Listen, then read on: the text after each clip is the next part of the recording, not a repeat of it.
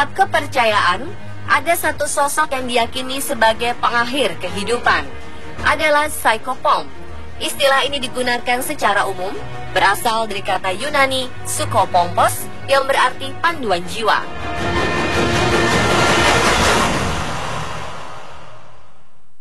Sejak zaman Mesir kuno hingga abad modern, Psychopomp hadir dengan julukan tertentu. Sosoknya bisa berupa roh, iblis, bahkan dewa. Malam ini, On The Spot merangkumnya dalam 7 sosok mitos pencabut nyawa.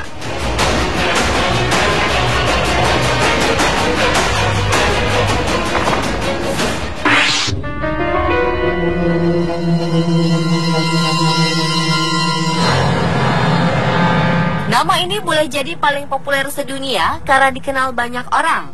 Sosoknya digambarkan sangat menyeramkan, dengan wujud tengkorak berjubah hitam membawa sabit. Konon, Grim Reaper mulai digambarkan sebagai pencabut nyawa sejak abad ke-15. Berbagai versi berkembang tentang caranya mengambil jiwa manusia. Misalnya saja, ia bisa membunuh hanya dengan menyentuh seseorang dengan jarinya.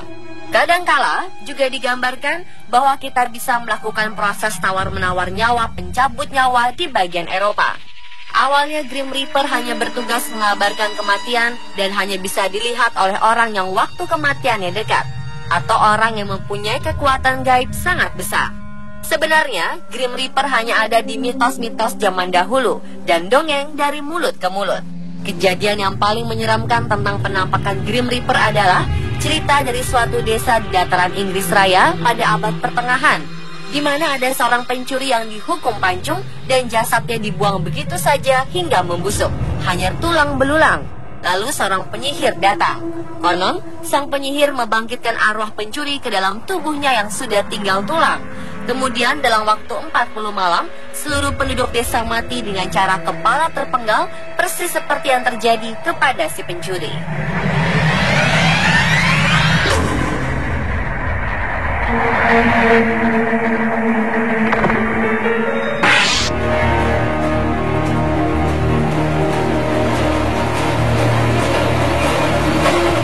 Anubis juga cukup populer.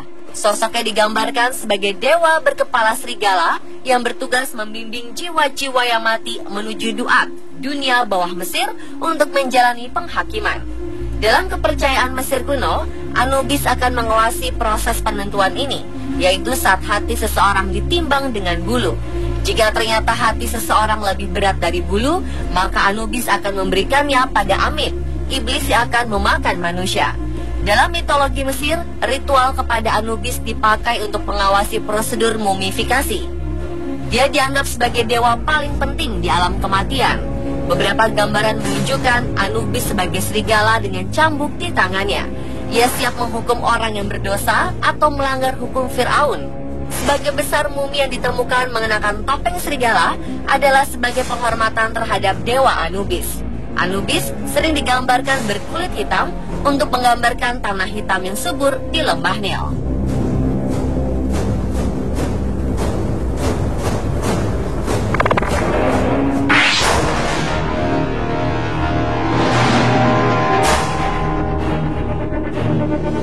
Berikutnya adalah Thanatos yang merupakan dewa kematian dalam mitologi Yunani. Sosok Thanatos sangat dibenci oleh semua manusia karena dikenal sangat kejam dan tak kenal ampun. Thanatos biasanya digambarkan membawa pedang. Meskipun kejam, Thanatos merupakan dewa yang melambangkan kematian yang damai. Dia akan mengambil nyawa dengan sentuhannya yang sangat lembut seperti tertidur dan menyimbolkan sentuhan kematian. Berbeda halnya dengan Keres, saudara perempuannya yang merupakan roh pembantaian yang menakutkan. Thanatos digambarkan sebagai seorang pria tua bersayap dan berjanggut. Namun terkadang sosoknya digambarkan sebagai seseorang pria muda tanpa janggut yang dikelilingi kupu-kupu sebagai simbol roh orang mati.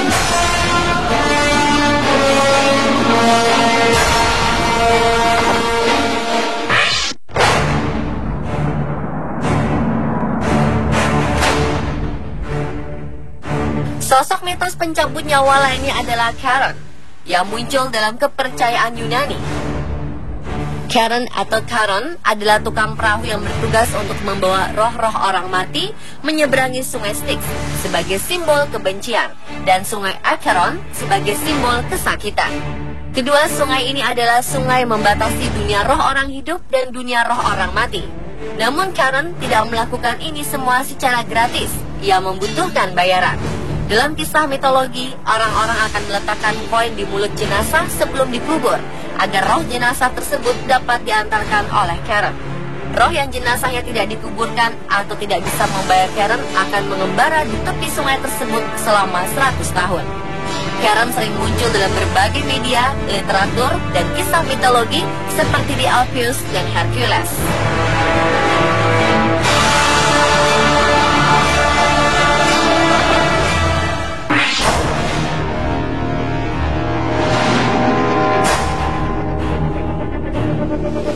Yama adalah dewa akhirat dalam agama Hindu. Menurut kepercayaan umat Hindu, dialah dewa yang pertama kali dijumpai oleh roh orang mati saat berangkat menuju wilayah surgawi, sehingga ia juga bergelar dewa kematian. Tugas utamanya adalah mengadili roh orang mati dengan didampingi oleh asistennya yang disebut Citragupta, pencatat karma manusia. Karena keadilannya, ia disebut pula Dharma Raja. Yama memiliki kendaraan berupa seekor kerbau betina, bersenjata gada atau danda, dan membawa jerat. Ia juga memiliki 2 anjing mengerikan bermata 4 yang bertugas menjaga jalan yang dilewati roh orang mati menuju alam Yama. Yama juga dikatakan muncul dalam wujud berbeda saat menghampiri orang baik dan orang jahat menjelang kematiannya. Untuk orang jahat, Yama akan terlihat memiliki kaki yang sangat besar dengan bibir tipis membara, mata sedalam ruang hampa, dan rambut yang terbakar api. Sedangkan untuk orang baik, sosok Yama hadir sebagai sosok yang indah seperti Dewa Wisnu dengan 4 lengan dan mata menyenangkan.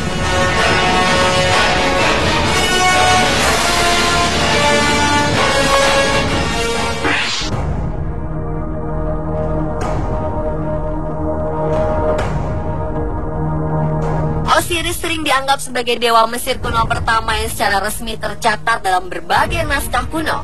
Osiris dianggap sebagai dewa kehidupan setelah mati atau akhirat, membuat sosoknya banyak ditemukan di makam dan piramida di seluruh Mesir.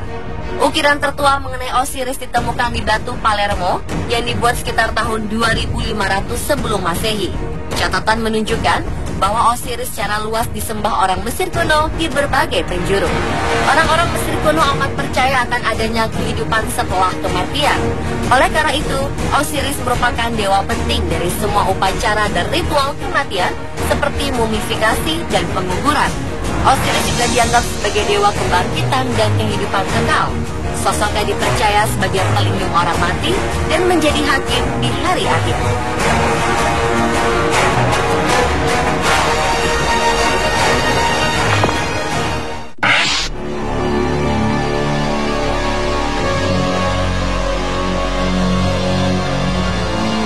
Sebenarnya dewa Yunani yang bertugas di dunia perdagangan, pencurian, sekaligus dunia olahraga. Uniknya, ia juga bertugas memimpin jiwa-jiwa orang mati ke gerbang Hades, yakni dunia orang mati. Di tempat ini, Charon telah menunggu dan membawa jiwa tersebut masuk ke dalam Hades. Hermes di Gunung Kelina di Arkadia. Simbol Hermes meliputi kura-kura, ayam jantan, sandal bersayap, topi bersayap, dan Caduceus, tongkat yang ia dapat dari Apollo. Sebagai dewa pembawa pesan, Hermes bertugas mengantarkan pesan dari para dewa di Olympus kepada manusia. Dalam menjalankan tugasnya, ia kerap mengenakan sandal bersayap. Hermes juga bertugas membantu para roh menemukan jalan menuju dunia bawah atau Hades. Hermes adalah salah satu dewa yang bisa dengan bebas keluar masuk dunia bawah tanpa halangan.